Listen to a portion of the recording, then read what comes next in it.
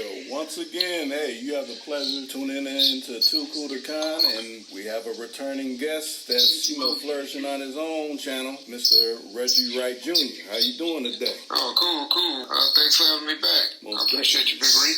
Yeah. Right. It's like, since I had you on, I've been having people chime in from New Zealand and all parts of the world, not just the country. So, that's a good thing. Oh, cool. Well, yeah, keep building that channel. People always tapping at me for doing interviews all over. I kind of tell people, man, what black folks need to do is help each other, man. Right. And be out there, and reach out and reach up, reach down, reach wherever you can, wherever you have to do to help somebody that's trying to do something positive. Most definitely. And pulling people's coat to things that, I never looked at it in that perspective. Now you got a more clarity on, a different way of looking at things in certain areas. Exactly.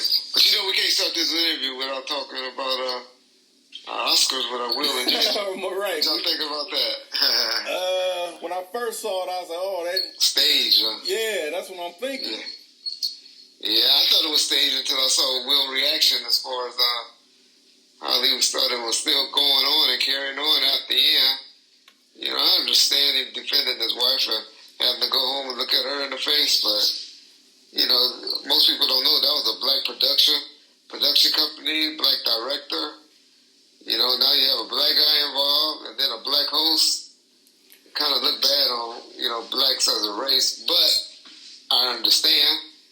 And if I'm Chris Rock, it's on site every time I see him, like my boy Shannon Sharp said. Yeah. He said, it's on site whenever I see that nigga. But tell me this, though. But see, this is why I have you on it. You can speak from a different perspective. From the security aspect. Why did it riot? Why wasn't it, hands, stopping that? That's Will Smith.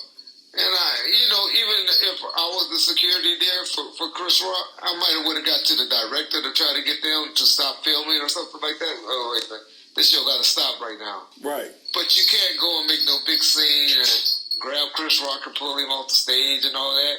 You do something like that for maybe Michael Jackson, people that's on that status. But Chris Rock security couldn't make him seem like a little, lack of a better word, girl. Right. In that situation. Chris Rock, in my opinion, handled it as professional as anyone could have handled it. That's my opinion. I mean, he laughed it off. He made a joke about it. People gonna say, well, he was talking about his wife. He didn't know his wife had that hair disease. Right. So he said, if y'all don't believe that, that's what Charlamagne the God is reporting. Okay. And so that he, talked to Chris, and Chris told him, I didn't know. I would have made a joke about that. Okay, let's play devil advocate. He tapped at Jada before in 2016. Okay, so let's say, did Jada and Will call Chris and say, hey, Chris, we didn't like that joke. We wish you'd keep our names out of your mouth or don't respond to us like that anymore. If something like that happened, then I understand Will doing that.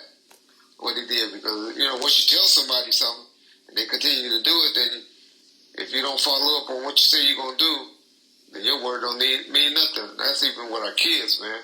Right. If you tell your kids that if you do this, I'm gonna do this, or you tell your wife, you do this, I'm gonna do this, but then you say, okay, well next time I'm gonna do it. Your word don't mean nothing. That's true. And so we don't know the history behind that. We know how Jada is. Jada is a B-more girl. So, she's a little rough by the edges. So, I'm sure she done told Will before, you always let people disrespect me and all of that. Right. But then if I was Will, I'll be like, yeah, but I love your ass because I let you disrespect me talking that entangled shit. You're right. Entanglement shit. So. Yeah, and getting with that youngster.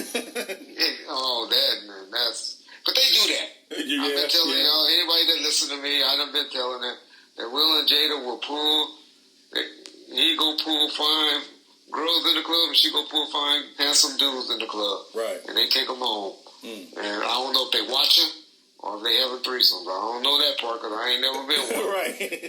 But I know they pull them. I done seen them. I done heard people talking about it. Now what they do once they get there, I don't know. But you got people with crazy fetishes. True. And but you know, just because a good way my partner put it together, he's like, man, I mean, I understand, you know, the situation of a person be upset, but let's line this, you know, the actual hit up to, you know, a brother that's passed that was caught on film slapping someone and how the reaction was different. When Nipsey slapped that security guard dude, you know, it's like when you slap someone, everybody from the streets know slapping someone from the streets, or when you actually see someone getting into a funk, your arm's gonna go up because it's like you either trying to block the slap or you done caught it too late and your arm goes up. And if you watch that original one when the security's getting into it with Nipsey Hussle's people, he comes up and dude knocks the cone out his hand and then Nipsey slaps him and his arm goes up and he goes back. But in the thing with, you know, Chris Rock and Will Smith, he kind of just stands there. It's like, I don't know. Yeah, I mean, because you're shocked. Right. I would have been shocked. Nobody expected Will Smith to do that. Okay. Nobody expected that. On national TV at the Oscars? Yeah, that's true. This is white world. This is white. We don't even watch it. Only reason we watched it because we heard B was going to be performing. Right. And we watched her and then a couple of, that's why they put the white artists with the, you know, a mix of black artists in. So they can get us to try to tune in a little bit. Right. Because there's still 17 million of us. For and real. so they want to touch into us a little bit, you know, into us, but they don't really care. But they'd like to get a little bit of that 17 million to watch. That's true. So my point on saying that is you would have never thought it was going to happen in that world, in that setting. You would have never expected that. Right. If Will wouldn't have been hollering and yelling from his seat, you could have convinced me that wasn't staged for publicity, a publicity stunt. Yeah. Because you can't tell me who won an Oscar last year for Best Actor or Best Picture. Right. I know my girl Regina King was the host, the MC. Yeah. Just because it was at the train station. But other than that, and then when they did the song "Do It in the Butt," when they went around playing that in the audience. Other than that, I can't tell you anything about the Oscars from last year. Huh. But we're going to be talking about this Oscars for a while. Yeah. Look how much publicity it got. Yeah, that's true. So what were they saying when they say any publicity is good publicity, even if it's bad? Any news is good news. Yeah, you're right. So the Oscars, but they were really considering, I think, not allowing Will to accept his you know, the award on TV. Yeah. Which, if you want to do a learning lessons, that's what the Oscar probably should have done in retrospect. But hey, that would have killed the views. But if they were thinking on their feet and see all the backlash now, they might have would have pulled Will from doing that speech and allowing him from accepting his award. And then it would be. We will see how people really feel and what type of people are really out there. Because then all these people that saying, I wouldn't have did, and all of that. Oh, go Will, salute Will, shout out Will. It really will see what side of the coin they really stand on. Right. But I'm a Will Smith fan. Don't like how his sexual orientation with his kids and all of that is. Yeah. But other than that, I'm a Will Smith fan. But that was his best hit since summertime, right? His best hit? Musically. Yeah. Oh, musically. I'm thinking you saying best hit basically of this year. He put the slap down. Yeah, I'm saying musically. He ain't had a hit. He haven't had a musically hit since that one. Yeah. That's what I'm talking about. That one. That what kind of. I ain't gonna talk about his acting ability because y'all clown me about that. I'm just talking about his "Summertime" was the last hit he had music. Yeah, because anytime they come on, people still appreciate it and play it. So yeah. Oh yeah. Well, even though I love his theme song to the Bill Air, I like that song. Oh yeah. Yeah, that was cool too. Yeah, what y'all think about the new show, the reality show Bel Air? It's different. You can't say it's the same as the other one. Man, they making Carlton look wild, huh? Yeah. I'm like, Like, man, I mean, Yeah. I guess that's a twist. You know, a lot of black colleges, they look at that and like, man, I can, you know, they're tuning into a different, you know, market stream. So, you know, that's good in that sense, you know. Yeah. I was kind of shocked how they putting a lot of twist on it. Yeah. But they had Jazzy, I guess, being the Uber driver, and that's how they met. And driving, you know, you can't drive no 64 Chevy in the Uber. Right. Yeah, but anyway, Reek, let's go into the interview. I done took over your interview, trying to direct. Hey, that's good. Shoot, people want to they know that it ain't scripted or anything like that. It's just, Well, I don't know. I don't think so. Right. I would bet money on limbs that it wasn't. I know if somebody would slap Reggie Wright like that on national TV. Right. Yeah, shoot. I might have did what Chris did, but our show would be sitting in front. And Jacoby Myers, Johnny Cochran officer somewhere. Right. So you know what? Will about to file for bankruptcy. Gina's about to divorce him. I'm about to turn his world upside down. Right. Your little kids ain't gonna have nothing but some set it off money. For real. That's about all the money you getting. Because all that bend and black money and all of that money that King Richard and all that money, Right. that's coming to me. Mm-hmm. That's coming to me. Huh.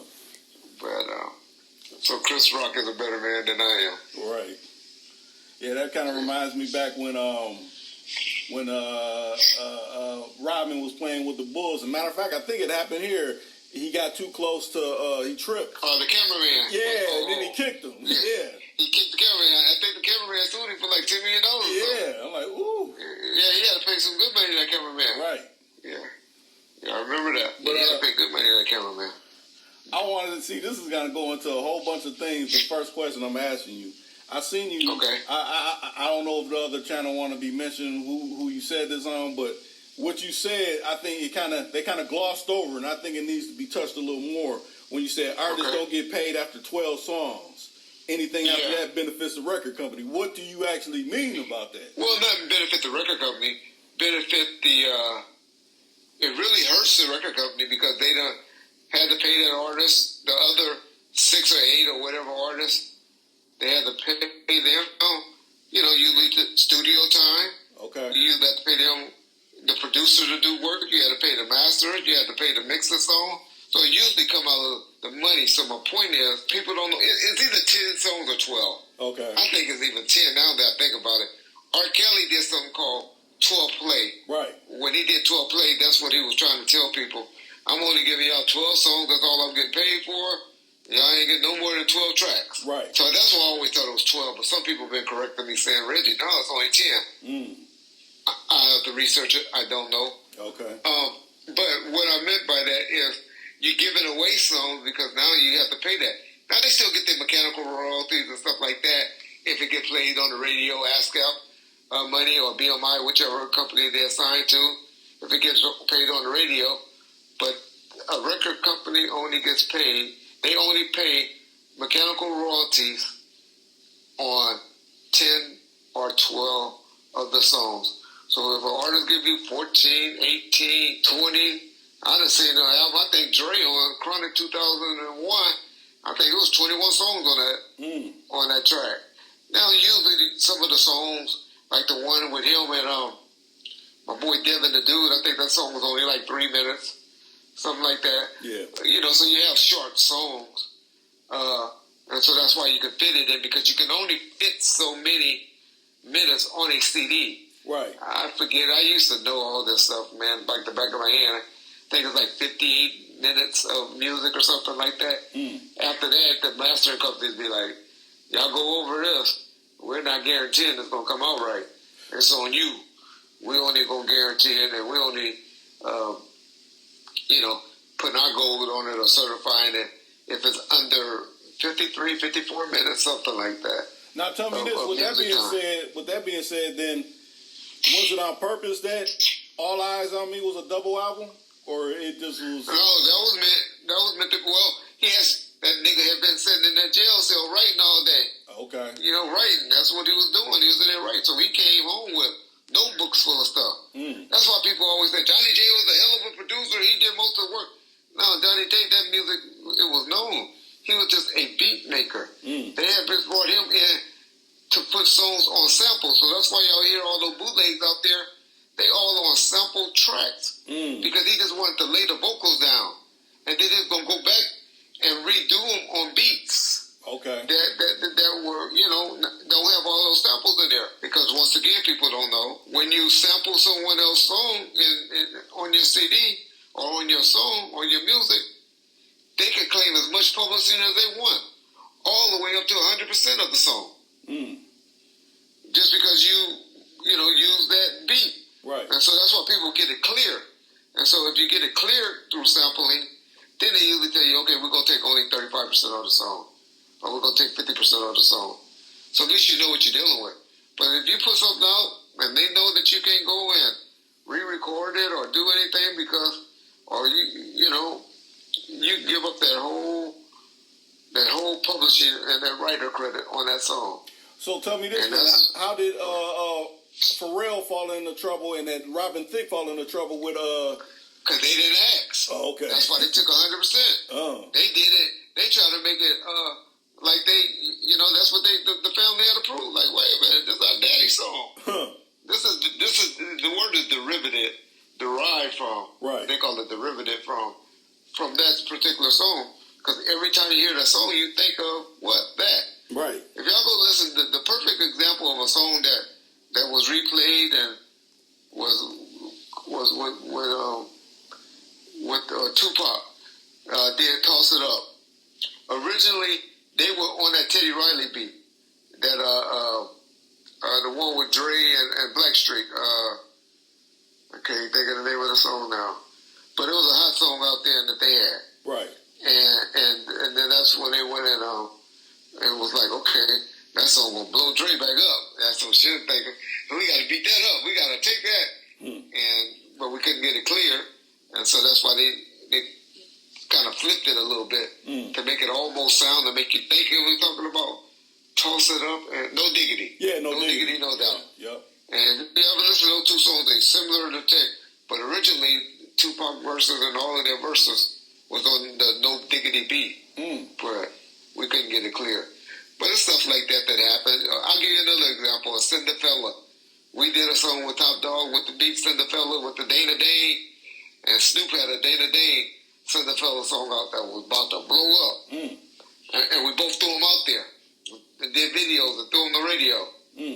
And people was like, radio was like, we ain't playing neither one of y'all songs. Damn. Because that's why Snoop started changing his name to Top Dog then. Okay. Because, we was going to beat it up. We was killing his record sales and he was killing ours. But then after that, he came with Bitch Please, and he just blew up from that because that was a hit. I always say Exhibit saved his career because when they was doing that stuff over there with my boy Pete, it wasn't that good. But when they did that album, which was still on No Limit, Priority, but with that song, Bitch Please, that was just a hit. I'm gonna be honest. Now, with that being said, when you said No Limit, and then you said Priority, but were you leaving out another one that's behind that? No Limit and Priority had a joint convention, or joint dealing with us, Snoop. But isn't the parent company Universal? No. Is that? Actually, Priority is with Capitol. Okay. Universal is with Interscope. They were with Atlantic Records, then they were with Time Warner, and then later on they did with Universal when later it went to Universal. MCA Universal later. Okay. That was like 95, mid 95, 96. Okay. But Murder Was the Case was done on Atlantic Records, Time Warner. Most people don't even know the Chronic was done on Sony, Columbia and Sony. Okay. And so we had a few different distributors at Death Row during that time. Now this one really threw me because I went and watched the movie, and I'm going to ask you about that too. But when I looked at the soundtrack, I'm like, this don't say Death Row, but these two artists are initially Death Row from Deep Cover. That wasn't Death Row. It was. That was just on the soundtrack. That was another company. A guy named Happy. What's Happy name? He he got a big company out that start with an R right now. And I can't think of the name of the company. But Happy was the music supervisor on that particular soundtrack. Right. And he's the one that got green light for. He the one that had Beezril in there. That group that Beezril was in, Cypress Hill. Yeah. And he do a lot of sports management and stuff right now, and TV, movie deals and stuff like that. But anyway, he was the one that was over that and green light, whatever company he was for that song to be on there. But Suge had saw the movie. They had saw the movie. Yeah. And that's how they were able to come up with that, to get that soundtrack. But they were just trying to get some money. Yeah. And shit, he had Snoop rap over the phone at a meeting like the song was done. Dang. And that's how they got green lighted. Okay. And so that was a strange. I have to have him tell that interview one time. I mean that story, because it's real interesting how they got that deal.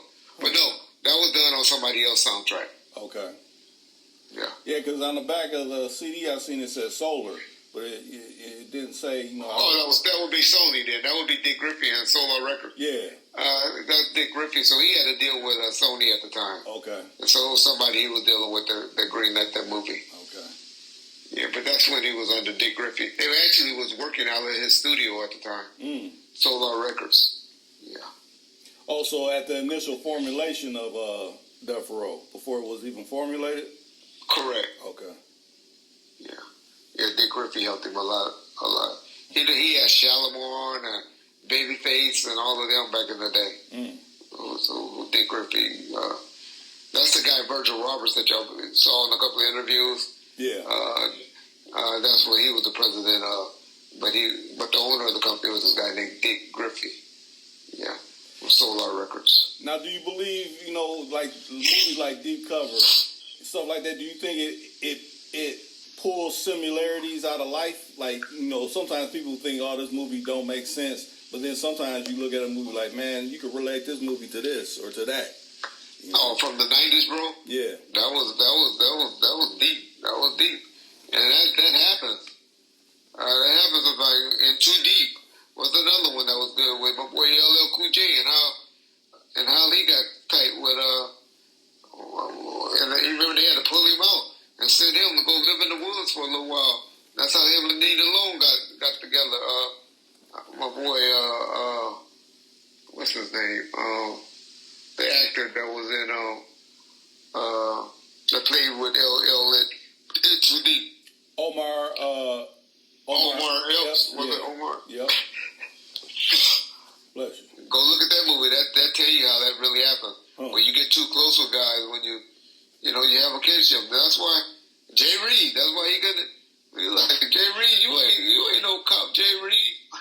You ain't no cop. That was that whole scene with LL was like, nigga, you been doing too much with us. You ain't real Jay Reed. Right. But there's Jay Reeds that happen in that undercover world. You can get in too deep or deep cover. It goes down.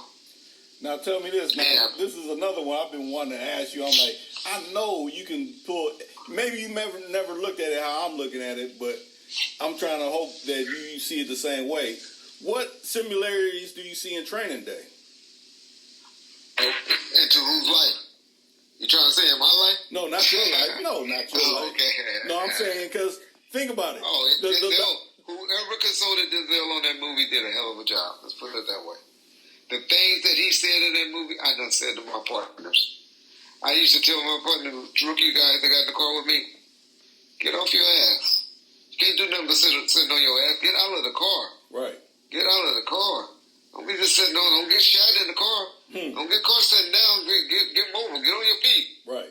That's when we be pulling up the jack people when all the cops. Get out. Get up. I'll be pulling up. Tell that nigga, have that door open. Get out. Get out of the car. Oh, but they did a great job. I mean, it happens. You got cops like that. It was loosely based, they say, on Rampart and what was going on in there. But you have cops that do that, especially in the narcotic industry. The narcotic stuff is not just black cops. It's white cops. It's Mexican cops. It's all type of cops that how they justify it to themselves. And I know a unit And how they used to justify it was, man, we going in these houses, the departments ain't buying us bulletproof vests. They ain't giving us these assault weapons, these expensive guns that we can't afford them. Or we don't want to spend our money on these vests and then all this extra armor and the assault weapons and all of that. And we going in here and seeing all this money laying around so we can take a little bit and go buy this stuff so we can be safe and be out there. Yeah. And that's how it starts. That's how it starts. So then they take a little bit to do those things. And then it gets bigger and bigger and bigger than where they just doing straight rip-offs. And so, yeah, that happens. I was thinking some of the similarities because some of the artists that were used in there were acquired by, I won't say acquired, but affiliated with Harry O.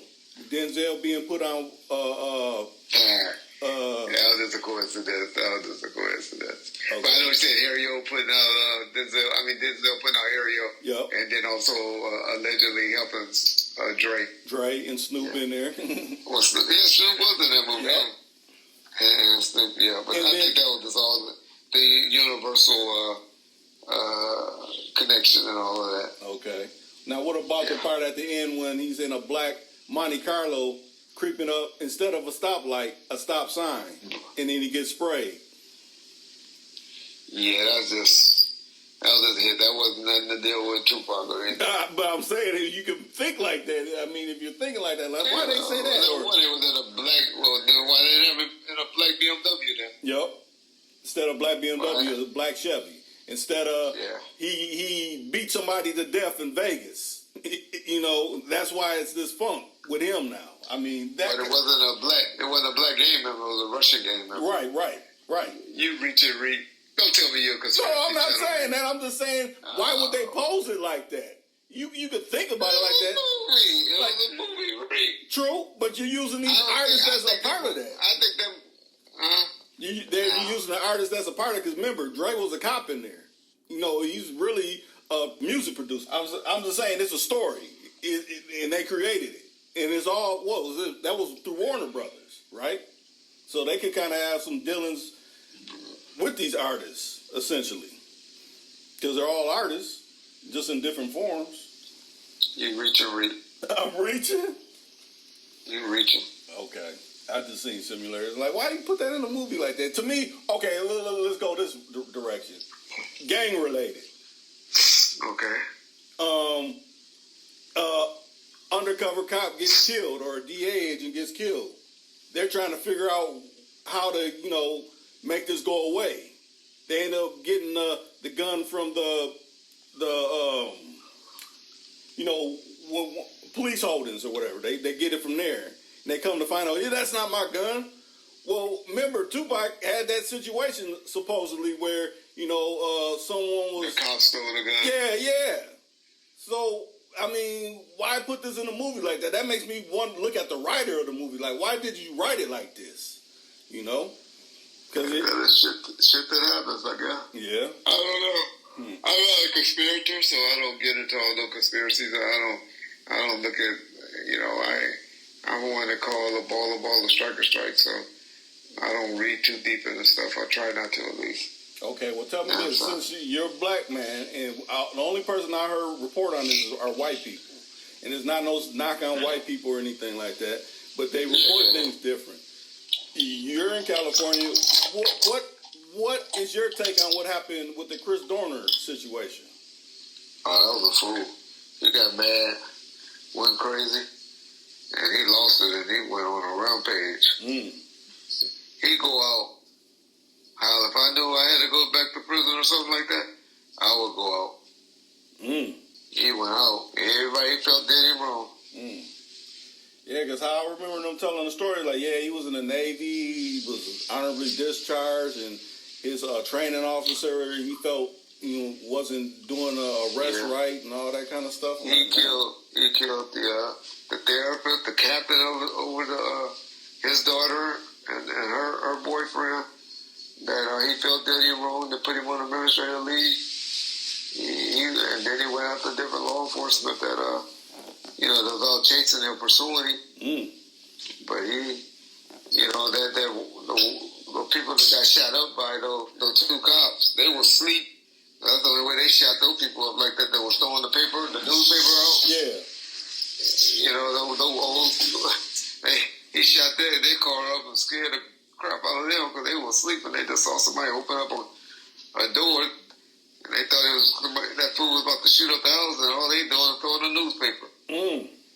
Yeah, so he had us on fear.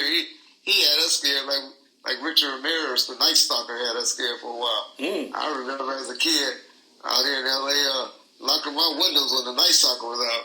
Man, it used to be hot days and shoot, everybody was scared Richard Ramirez was gonna come through your window. Yeah, but anyway, everybody was scared. Now tell me this. Now, do you think any black record owner, you think they're perceived more so like, or maybe not? I won't speak for all of them, but are perceived more like Don King of like music, maybe? Like they're like a promoter essentially, or a manager. Well, you know, you got your shows with Big Red. You remember Big Red? Ali was smiling and stuff, and then when you came messing with it, Ali turned on them boys and stuff like that. You know, you had people like that. You know, that guy whose wife got killed. His name is Clarence Avon. Most people don't know about Clarence. They call him the Black Godfather. There was a show on Netflix that came out about 2 years ago, 2.5 years ago, called The Black Godfather. It's about the guy Clarence Avon. Yeah. He was one of the ones whose wife got shot and killed in a robbery in Beverly Hills about 6 or 8 months ago. I'm telling you, that dude, he used to make stuff happen behind the scenes with people. And so they had people that were like that. Barry Gordy was always kind of considered a nice guy. Quincy Jones was always just a music guy. Okay. So he didn't have all those things, but he liked messing with the little boys and stuff I hear. That's why Tevin Campbell all messed up. Yeah. And Will Smith. Him and Benny Medina, those are motherfuckers, boy. Him and Benny. But anyway. I was going to say, didn't he produce In the House with LL Cool J? Who, Benny or... no, Quincy Jones. Benny. Quincy, yeah, Quincy, LL. Quincy, well, you know, that's where the Kadada connection come with LL and Quincy. From Quincy Jones, because Quincy Jones looked out for LL for a while. Now, see, this is another thing I don't understand. Okay, I remember back when in the 90s, a lot of youngsters that weren't even born don't understand, but they used to pump in the media, oh, yeah, Pac done had issue with Quincy Jones because, you know, he got mixed kids and all this kind of stuff, but he ended up getting with her. And he's talking bad about the family. Okay, that's how they were supposed to met. Right. That's how they met. He went to the other sister, because the other sister was the one that took offense to it. Okay. And he was going to apologize to her. I forget the other sister's name. And he thought it was the one that he was going to apologize to. And it ended up being Kadada. So he was going to apologize about that statement. And that's how him and Kadada ended up becoming friends. So how did he connect with her? Like, how did that happen? Or somehow, you know, out there in Hollywood is Hollywood, you know, they all be around in the same circle. That's why you hear about a lot of them messing with the same females, the same, you know, the same people, the same guys. But this is one big circle. The reason why I say this because the one that was filming them a lot was QD3, and QD3 is their brother, their half brother. So yeah, but he's young. You know, he's real young. QD3 was only like 16 or 17 when he was around us when he did Live and Die in LA and all that. Okay. If he was that older, now he's doing pretty good for himself now and all of that. Seemed to be a real positive guy and stuff. But QD was real young during that time. Yeah, I just think and didn't grow up in the house with his dad. Okay. That's something to say when you don't grow up. For guys that don't know, you know, had fortunate enough to have a male figure in their house. Guys that didn't have that male role model, they're different, man. They sit down when they pee. Because that's all they know. Damn. That's all they know. They might got uncles or mama might got someone that they really trust. You don't let the uncle take you in the bathroom. Mama don't let uncle take you in the bathroom. You ain't gonna be like, nephew, just sit down. You gotta be like, man, you don't sit down when you. Well, that's when they usually, when a man come in that's in mama life, if you come in the wife, he sit down. Make his ass stand up and piss. That's great. I'm blessed to have my pops in my life, so I don't have to understand that kind of stuff. Guys that grew up with their mama, they gonna say, oh, this nigga full of shit, he don't know what he's talking about. Y'all really sit back and think about it. Go ask your mama when you was 5 or 6 years old. Yes, you're different. You're a little bit more emotional. It's different. That's why you need that father figure. I'm not saying your daddy. That'd be nice. But you need a positive male role model in that house with you. And women got to let that man, have that influence, have that connection with that kid. Because they're different. I'm not saying they're weaker or softer or anything like that. They're just different than one that has a daddy.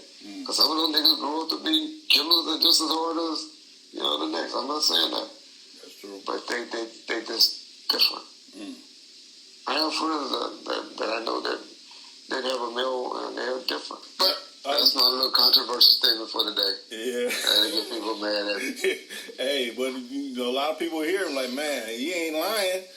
But the ones that really live like that, they might take. Oh, we doing a live? This a live stream? No, it ain't live. No, I'm saying people say you ain't lying about what you're saying. Yeah. Oh yeah, I'm sure that. We'll see. We'll read the comments and we'll see. Right. Now, now since it's really, they still press this up, but now since it's more streaming, what's the benefit of a person that because I also heard you say you have certain publishing, so you can get bread off of certain songs. How is that more beneficial now since it's streaming, like Spotify's and Apple, iTunes? They pay. Okay. They pay royalties. They still pay. Yeah, they pay. They got a rate. They pay. And they keep track with them numbers. Every time you download, they keep it, and the record companies get paid a percentage, and they pay based on that. So basically, just like how the CDs and records and cassettes go to ASCAP, it's still going to ASCAP because it's still being reported as getting revenue in for whatever. Okay, let me tell you the difference between ASCAP and BMI. Okay. ASCAP and BMI only collects money that's like when it's played on TV, when it's played on the radio, when it's played at a sporting event, like anything that's not like a concert or not like the Laker games and stuff like that, but something where it gets picked up on TV or a movie or in a play and stuff like that. That's the only time you get an ASCAP or a BMI check. Okay. It's like performance money that they call it. Now, your mechanical royalties of publishing is collected on whatever that album, whatever percentage that's sold. I don't know the rate for streaming or one song or whatever. But it used to be like 58 cents that was held for each album that was sold on each song, each of those 12 songs. Yeah. For every album that was sold, that used to be generated. So if we sold a million records, there was like 58 cents set aside, what they would call mechanical royalties on all of those particular album sales. That don't mean you're gonna get the whole 58 cents. Because you have two parts on royalties, on publishing, music publishing. Yeah. You have 50% done by the beat, 50% done by the lyrics. Now you got some songs where you got 4 or 5 people on a song. Right. So guess what they got to do? So you have 2 producers. So let's just say you got 1 producer, one guy that did the track, did the beat.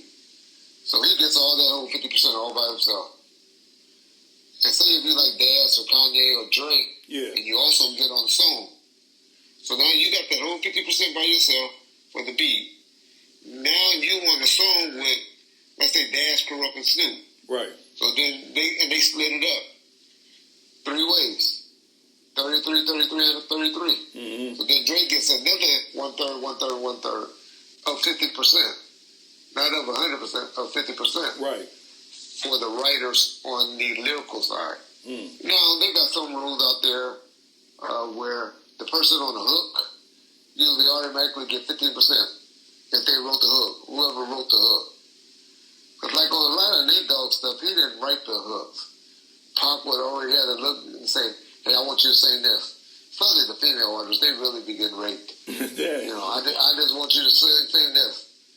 And just because you went in there and sung that part, you didn't write it. Right. If I tell you to sing this, sing it just like this, who's the writer? Pac. Or whoever told you how you want a song. Right. Is really still the writer. But that's between the artists. The record companies don't even get involved. They call those split sheets. Okay. So after you do a song, you should do a split sheet with whoever you're on the song with. And right there, you decide who's getting what on the song. For anybody that's coming up and do a song. Because it's hard to get clearance or get split sheets where people after it's done and it's out and it's selling and it's going to got placement. So I would suggest that anybody to get what they call a split sheet done before you submit the song for placement. So they know, okay, as the producer, I'm getting 50%, and then there's 3 of us on the song, and we're going to split it up. All right, the person on the hook going to get 15%, so what's already left? 35%. And so then I did 8 bars, you did 16 bars, you did 16 bars, or whatever, or, you know, it's usually 16 bars times 3, whatever that number come up to. I think that's 39, 38, 39, or something like that. Or is that 52? What is 16? Let's see, 12 and 12 is 32, and another 16 is 48, so there's almost 50% right there. So that's why it's usually like 18 point something that gets the thing, but the person that to get the hook can generally demand for more, because they usually give the people that's on the hook 15% just for doing the hook of the song. And what's the hook of the song is usually what's being repeated in the song, you know, the bass, like. Right, in the breaks, the next chorus. Yeah, in the breakdown or the chorus or whatever. That's just what's called a hook. And then the verses is naturally what the verses are, you know, the part that's getting rocked by or sung by. But it's called a split sheet that you usually get. But guess what else comes into play in that 100%? What's that? So now, the goddamn producer used 100% of a song. He just replayed another song. So now you got to go and decide whoever originally did that beat. Yeah. How much of this you want. So now we got to come back to everybody and be like, it's only 60% of the song because the sample took up 40%. How are we going to split this up? And so that's what happens, and that's what a lot of the negotiation be. But people be wanting to get on stuff, and they just want it out, and usually everybody acquiesce. But usually where the fights and the wars come is when you don't get those split sheets down before the album, when they hit the radio or hit the stores and selling good. And then that's when everybody get greedy. Y'all learn about, you up-and-coming artists, learn about split sheets. So essentially, if you're on someone's album and it went crazy and you just said a few words, you still get a plaque and you still get a small percentage even if you just said a few words? You can. That's up to the record label. Record labels usually do it. Record labels usually only do plaques for the main artists to keep them motivated and stuff, the producers, but mainly for the retail stores, the sales, the buyers, the people that worked on those albums and had a lot to do with the PR, the press people. Yeah. The LA Times that wrote a nice article, the Source magazine that wrote something nice about the album and pushed the album. Right. Those are who you generally get the plaques for. Plaques is just something for people, producers, and all of them to put up on their wall. Okay. Quite frankly, they generally buy them themselves. Because, that makes me think back to, basically All Eyes on Me. I know E40 probably got a plaque, because he performed down there. Rapping Forte. But the one they did.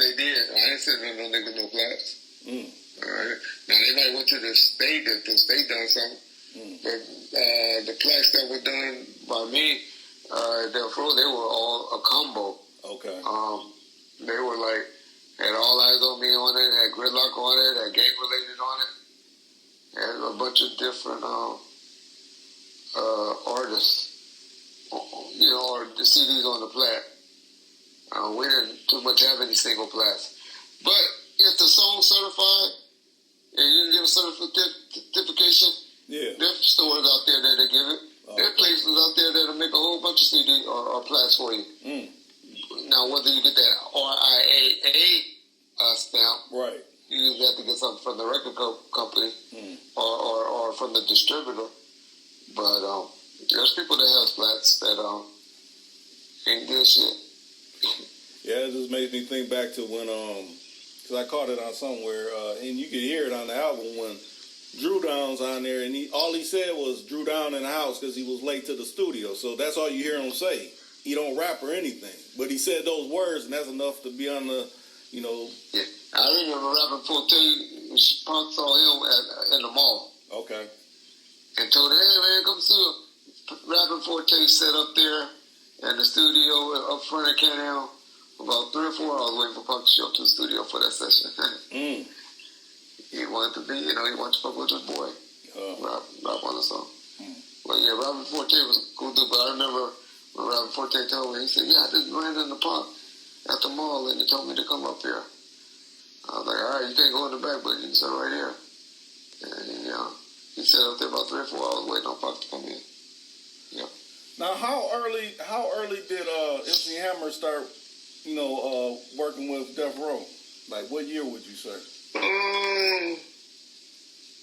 Punk was out, so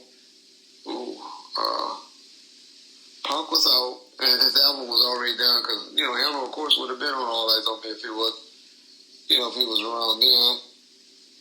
Mother's Day event, I know he was there because he performed at the Mother's Day event. So that Mother's Day is usually in May, so probably about April. March or April he came around, of 96. Okay, 96. Because what makes me think... But Suge and him always had a relationship. They always were kind of cool. What makes me think if he knew earlier on, or let me restate this. What makes me think he worked with them earlier, or, you know, with Pac knowing, because it's a video when Pac's being interviewed on, I think he's sitting on a leather couch with Richie Rich. And they get to talking about, what's the one rapper that jumps off of Taco Bell's? And Pac ain't trying to entertain anything that they're talking about. But if you know they're talking about Hammer, because, you know, that's back when Hammer had commercials like that. And that was done in 94. So I'm like, was he cool with knowing that he was going to Death Row on that at that time, if this was filmed around 94 time, or what? Because he wasn't trying to, like, throw him under the bus like they were kind of touching on. You know? They used to call like Hammer was on his downtime. Yeah. And going down and stuff, so. But I don't know, when they came around, they seemed always were cool. Right. I can't say that they had no beef or anything. Right. Pac was writing, you know, he was writing songs for Hammer. Right. Trying to get his career back on. Right. So, no, I don't remember of any beef between Pac and Hammer. No, I didn't say he did, but it's like, you know how you got people that don't like someone, but you ain't trying to go there with it. So you're like, I don't know what you're talking about. Only thing that I ever heard dirt on Hammer, which I didn't find as bad. Only thing dudes in Oakland is get mad because Hammer bought Oakland PD that helicopter. A lot of dudes got mad at Hammer behind that when he bought the police a helicopter. But I understand the politics behind that. Right. Shit, he ain't gonna have no problems in Oakland. Right. You know, he always called the mayor, the police chief, or whoever if it was any problem. But of course, street dudes and like that, like, why are you helping buying helicopter before they can put more of us in jail and stuff? Yeah. That's the only thing I used to hear negative about Hammer. Other than that, Hammer was always 100. He was always considered 100 by everybody I knew. Now, do you think, like, certain people really work for certain people? Like, when I say this, it's like a situation where I watched with Cameron and them. They were all in the studio, and they had an engineer in there, and the engineer was Israeli. And basically, he's like, Cameron was like, oh, you work for Duke the God. And he's like, no, I work for the record labels.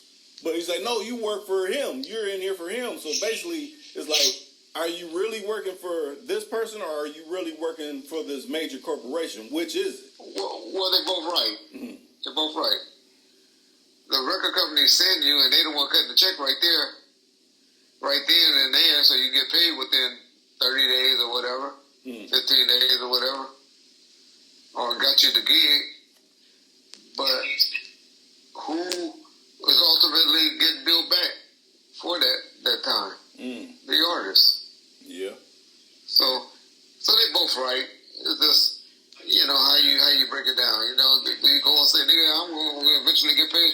If I'm a record exec and an artist comes to me and say, hey, I'm not fucking with so-and-so, I'm not fucking with so-and-so, or even me with my security company, the punk say, I'm tired of this security guard, which he did on several occasions. I know it's time to see a new face, Red. I'm tired of this nigga that burned me out.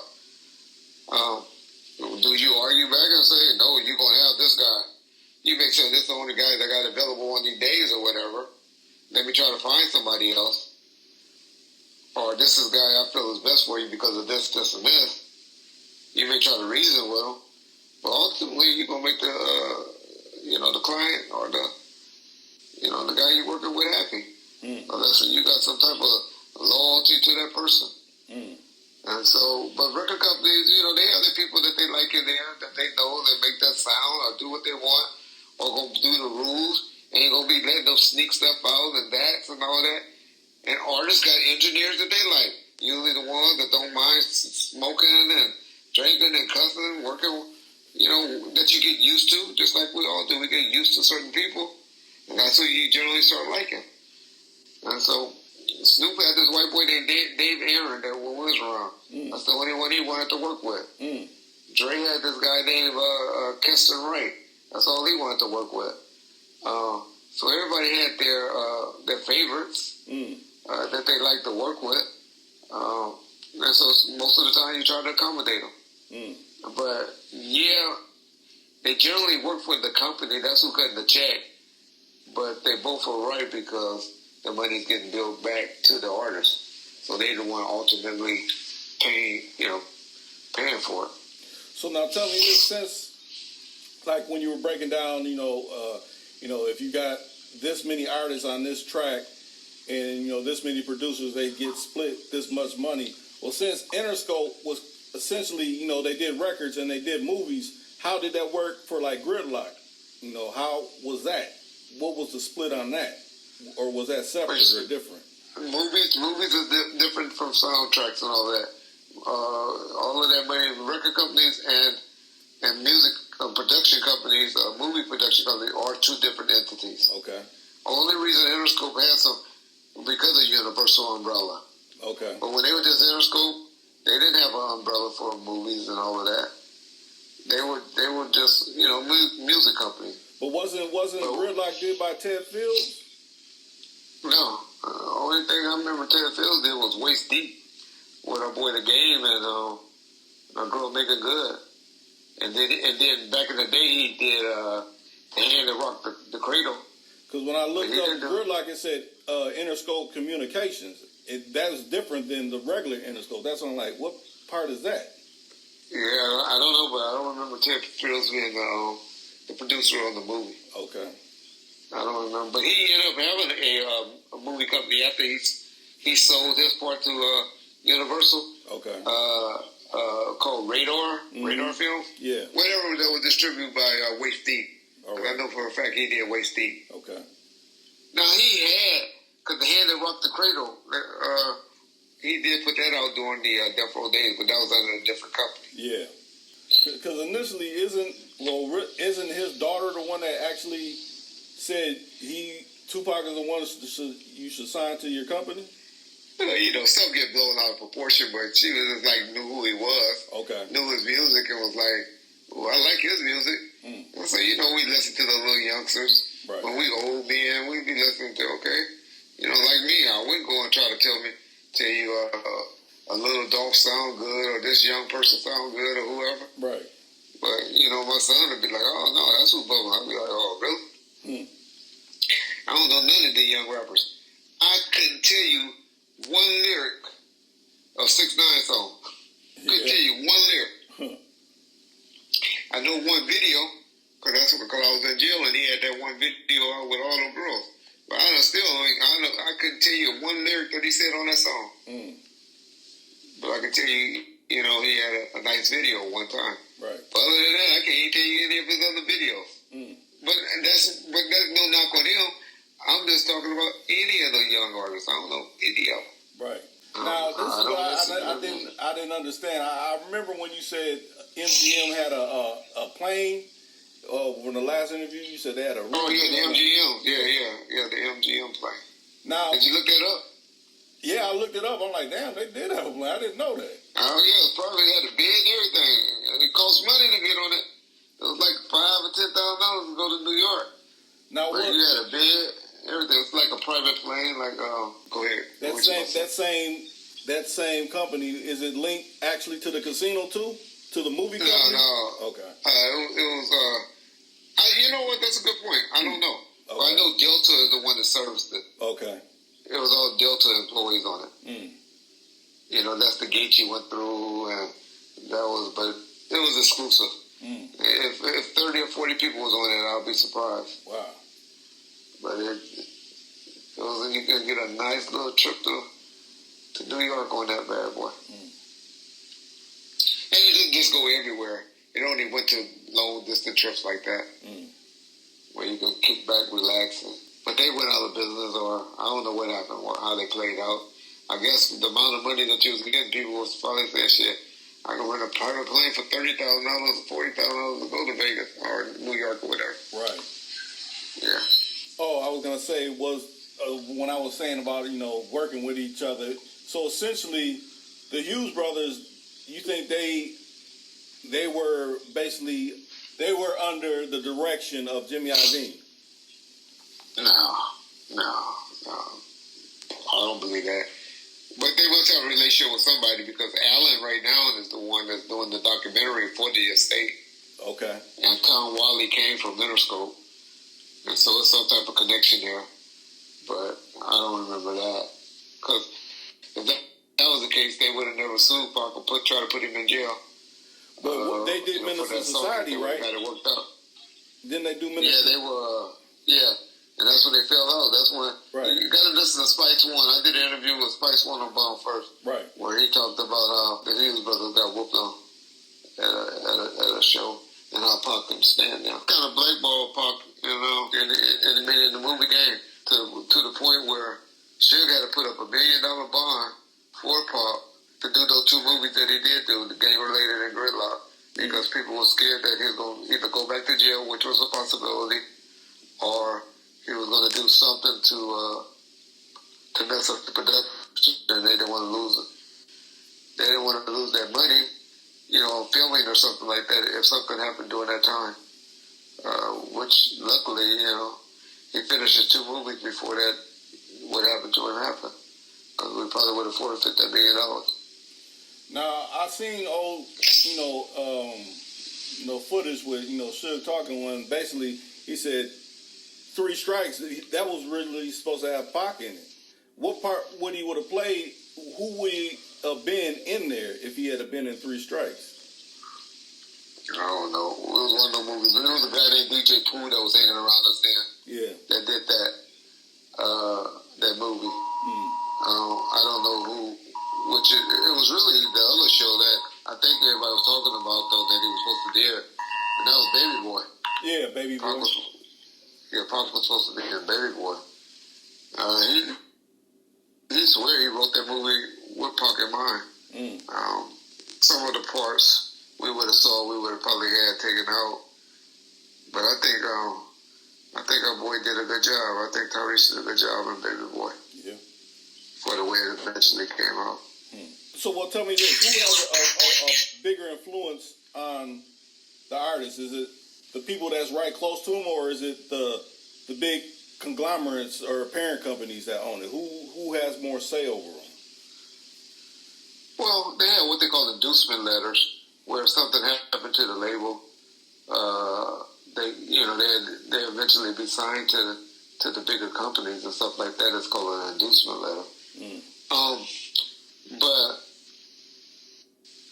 It depends on what you're talking about, as far as the say so on the music or the producers or something like that. But if you want your stuff pushed and distributed right, played on radio and all of that, you got to listen to your machine, which is your big boys. You know, because it's good to have a number one song on the radio and all of that, right? But if it ain't nowhere where you can buy it, if it's only a mom and pop store, the Best Buys don't have them on the walls when you walk in there. You remember? You used to walk in Best Buy and see them all on the wall. Circuit City used to run their ads every Tuesday and stuff like that. So if you don't have all Sam Goodies and all of that, you know, a lot of young kids think we're talking in Spanish right now. Right. But if you don't have all of that promotion and stuff done, you know, the warehouse music and all of that, FYI Target, and all that. Yeah. Walmart, you don't have all of that. If you don't have them in the stores, stocked heavy in there, what good to have that hit? I had one of the best songs of albums of all time, blood albums at least, called The Relatives. I had put out with this group called The Relatives. That album was hot. Shit. If I sold 200,000 copies, I'll be surprised. Hey. Because I was with a distributor called IDN. Yeah. And nobody didn't have no great retail relationship. Yeah. Nobody heard about it or knew about it. Hey. So I say that to say it's a lot of albums out there that are good. That just didn't have that push. Yeah. Shit, our boy E40. E40 got plenty of albums out there that was good. That wasn't known. People in the South or the East Coast they ain't never heard before. Until they got with Warner, you know, until they got with Warner Brothers. Right. Now what they did with Bosco and them did great. Not only E40, Sugar Free. You remember Sugar Free? Yep, Just real quick. Yep. You would have thought Sugar Free was the best artist out if you lived in LA. You go and say Sugar Free to somebody in fucking Atlanta or somewhere. Well, Atlanta got a little pimp in them, so they might know about him. But Wyoming or something like that. I ain't gonna pick on the white folks. But you know, somewhere that some states, some black states out there, North Carolina or something like that. Ain't never heard of Sugar Free. True. I'll bet to say some of my boys in Baltimore be like, Sugar who? You know, so my point is, you know, some artists get regional and stuff like that because their record company don't push them or put their money to go national with them. They just say, okay, we're just gonna go regional. You're just a regional artist. I remember Mystical, perfect example. Okay. We used to live in New Orleans back in the day in like 95, 94. Yeah. And Mystical was like hot. It was hot out there. You go in the club, everybody was bumping Mystical. And I used to tell shit all the time because Mystical always sounded like Snoop to me. I was like, man, that dude just like Snoop. That dude was a star. And she would be like, yeah, you know, it's cool. But it was about 2 years later when Mystical came out with that Shake Your Ass. Yeah. So, show me what you're working with. Man, everybody knew who he was. But Mystical, my point is, niggas in New Orleans, Nelly's another perfect example. That country grammar. Yep. That song was getting beat up in St. Louis and places like that. For 2 years. 2 years, they said that song was 2-3 years old. And then when Country Grammar got out there and finally hit, I remember being at the Soul Train Music Awards. Everybody in there was doing that song, you know, singing that song, doing that song, knew the words with when Nelly and them want to perform there. So, yeah, I don't know what made me get on that rampage, but yeah. So I guess I'm just saying that, you know, songs like that, music like that is all about the push once they get in on machines to go national versus just regional. Because your record companies, your record labels, their money, they can only go so far. They usually just can get you in the area that they live in. Right. You know, and then that's how they good A&R find you, to be honest. That's what a good record label A&R is supposed to do. Go and say, okay, this motherfucking song has been 1,500 to 1,000 spins in it with no push. Just because everybody loving it. Radio, people calling the radio station asking for it. Let's put it in our machine and put it national and let's see what happens. And that's what you do as an A&R. And that's what I always tell people. People be like, how can I get a deal? Well, number one, you got too many songs. You don't maybe listen to 10 songs. Right. Just work one song, beat up on one song, spend all your money, video, and everything on one song. Get it on YouTube, get it on Instagram, get it as many places on the social media outlet, and then come to me and I'll take you to a record company and say, look, this person right here got 1 million followers on this one song, 1 million views. And it's only been playing in his state or city. Just think what people in New York or DC or whatever, once they hear, how many record more sales we'll be able to get. That's true. But what most people do is they have too many songs and they want to play you all those songs. We get brainwashed by music. We don't care. Everybody can rap. Everybody got a good song. Yeah. There's so many good songs shit out there, but you want stuff where we know that's already proven to be a success. Right. And so any good record person or executive will tell you, go and get your IG, go get your YouTube, and go get all of that. Go get those built up and bring it to us, and then that's how you get your deal. Anybody telling you, yeah, because you sound good and this, I'll give you a deal, they're lying to you, they're playing you. You're never going to hear back from them. They're not going to get you a deal. Why I say this, because I look at it like this, and maybe it correlates, maybe it doesn't. Think of like, what's the artist that ended up in a wheelchair? Teddy Pendergrass? Teddy Pendergrass. Remember his Harold in the Blue Notes? That's who he was with. Yeah. But then he became Teddy Pendergrass by himself. Yeah. Like he cut out all these other people. So I think that with the record labels, think about Rockefeller, Dame Dash, Biggs, and Jay-Z. Leora comes in, hey, you could come straight to Def Jam and cut them other people out. You know what I'm saying? So it's like, we'll still... They were still Rockefeller over there at Def Jam. Yeah.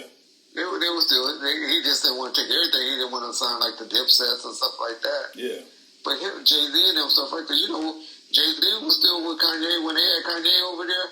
Jay-Z and Dave was still involved with Kanye album. That's when he had his fine-ass cousin in the video with Kanye. Our girl, Dash, Stacey Dash. Yeah, Stacey Dash. Yeah, when he had her in there, so that was all Dave and Dash doing. Putting Stacey in the video with Kanye, and that's what helped blow him up, I think. In my mind, that video was hot. And everybody loved Stacey Dash until we found out how crazy she was. Right.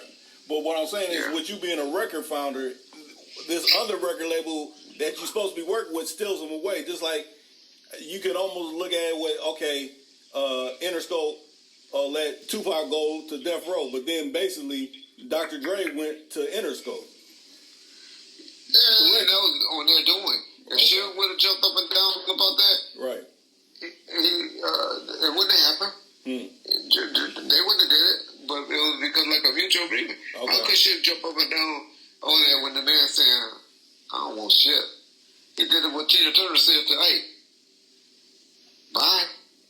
All I want is my name. Yeah. Just give me my name. I'm gone. I can go rebuild this. I can go do this again. Right. I left NAA and did this. Right. I got a talent. I know what I can do. And Jay bet it on himself and won. He didn't win at the beginning. He had a hard time. That nigga won. He eventually won.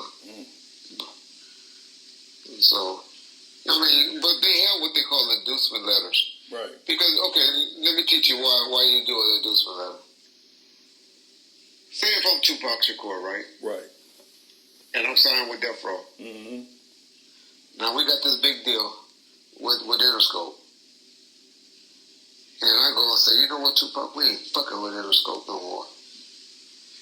I'm going to defunct Death Row. And we're going to go and leave and bankrupt Death Row. And we're going to start a new company called Amaru or whatever. Right. And you're just going to have to sit still for about a year, but we're going to get out of this deal with Interscope. And we're going to bankrupt Death Row so they can't sue Death Row, and we're going to start a new company. Now you can get out deals that way.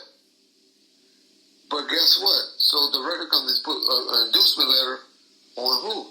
On those major artists. They'd be like, okay, Death Row go. You're going to be now signed to us. Anybody ever wonder how Mary J went from Uptown to MCA? How Jodeci went straight to MCA? Away from Uptown? That was because the major, the smaller label went to Funk, which was Uptown. We don't know nothing about Uptown no more. Right. But they all signed to MCA now. Now there's IG, Interscope Geffen. A&M is what it's called now. Right. IGA. They all signed there. But yeah, that's how you do that. That's why the big boys, they don't want to spend all this money to blow you up. Because people always, that's what Megan Thee Stallion trying to do with her record company. Remember she told me she ain't doing nothing else and she ain't working till y'all redo my deal? Which that's what you should do once an artist blow up. But some of the production companies, they be trying to hold on to you and keep you under contract under those little bullshit deals that they signed, that you signed when you was broke or you was, trying to get on. And now that I'm blowing up and selling all these records, I want a superstar deal. Yeah, that's why, as a production company or label supposed to be fair with him and pay him the going rate that he's worth. But don't be trying to say you're going to leave me. You try to tell me you're going to leave me and I don't want to be with you no more. Then I'll be like, no, you're going to honor this agreement. Right. If you come to me and say, hey, come on, give me what the going rate is. Right. Give me what I deserve. You get what you deserve, I get what I deserve. Right. Because I built you up. I'm not going to fatten the frogs to feed the snakes. True. I'm not going to do that. And I guess it is a little different once you were dealing with the person you had this agreement with versus you're dealing with a state of the family that you may not have had an agreement with. Yeah. Because family don't know your deal. They just know you got a deal and you got this. Right. They don't know until you get the lawyer and everybody got an opinion, yeah. But then you just go ahead and work it out. And the problem was, and most people don't know, even with Pop, they were in the process of working out a better deal. They were in the process of doing it. The extended longer. Everybody was talking about he was leaving, he was doing this. Well, that's bullshit. Pop wasn't going nowhere. Couldn't go nowhere else. Right. No, he couldn't go nowhere else. Who else wanted him? Right. They said Time Warner. Time Warner had just filed all type of paperwork to get out of that type of music. They wasn't signing no controversial act. A guy that's what I get so mad when people think he was about to sign this deal with Quincy Jones. No, he wasn't. Quincy couldn't get. They were trying to get into the cable business, which they in big now. Right. They had just gave up all of their companies and all those type of artists. Bob Dole and what was the vice president, Dan Quayle. Yeah, Dan Quayle. See, Dolores Tucker was all on their ass. They was like, oh no, we need this. This cable business is going to be bigger than this music business. Yeah, because the first one to come down, well, not first one to come down with problems, but Ice-T, one of you. Ice-T, fuck the police. The cop killer song. And then Tupac, had allegedly a rape case and all of that stuff. Death Row guys, they would call them people better yet. They changed it to white girl, white bitch. Right. But it wasn't. They hated that. They were like, oh no, no, you can't put that out. Where's that? Anti-Semitic.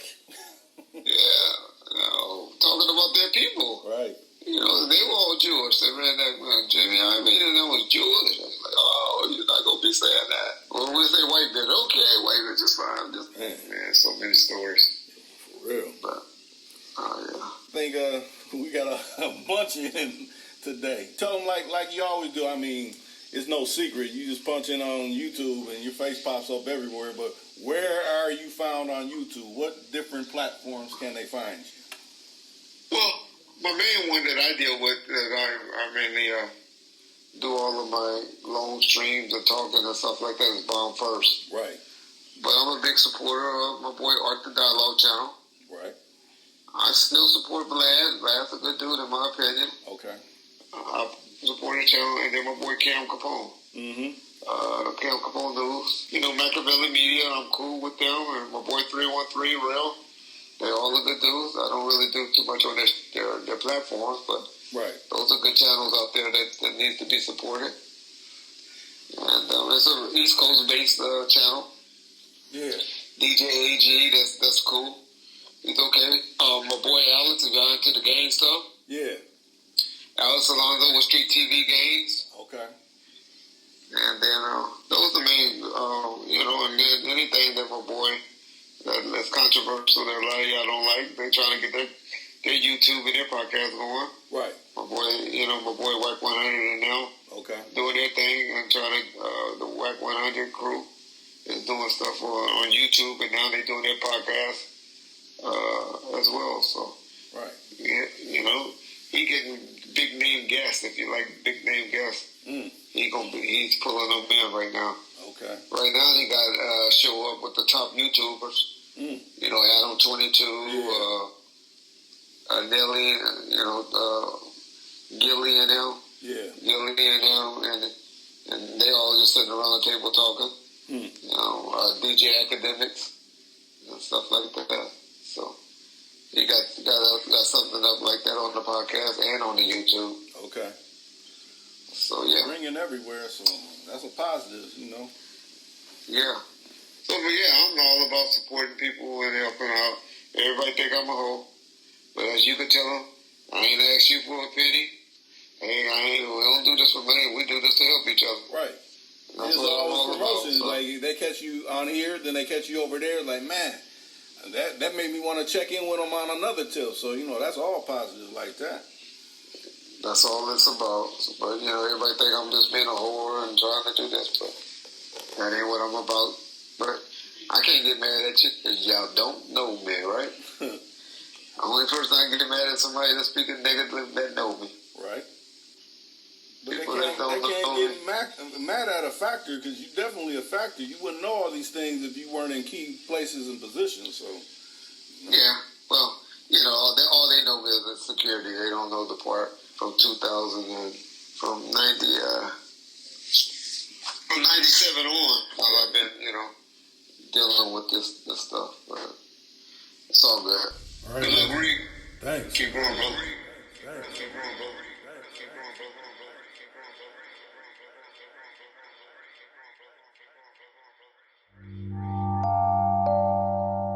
You